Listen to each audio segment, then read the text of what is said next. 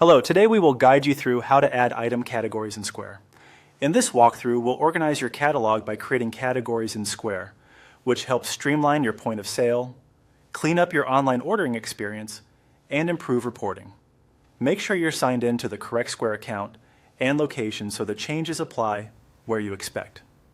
Start by opening the Square dashboard in your web browser and signing in. Once you're on the home view, look to the left-hand menu. Find and select Items and Inventory. This is where you manage everything related to your catalog. Inside that section, click Items to open your full list of products.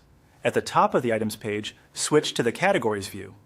Categories let you group related items together, like beverages, appetizers, or merch, so your team can find them quickly and your customers see a tidy, intuitive menu.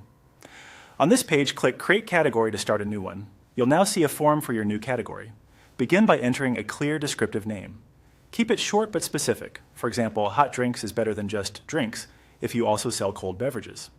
Consistent naming helps with both staff training and reporting. Next, choose a parent category if you're using a hierarchy. A parent category is useful when you want to group several related subcategories together, like food with breakfast, lunch, and snacks beneath it. If you don't need a hierarchy, you can leave the parent field as none. Now assign items to the category. Open the Items section within the category form and select the products that belong here. Use search to find items faster if your catalog is large. You can always come back to this category later to add or remove items as your menu evolves, so don't worry if you miss one. When you're satisfied with the name, parent category, and assigned items, click Save at the top right. This applies your changes and adds the new category to your catalog. After saving, you should see the category listed on the Categories page.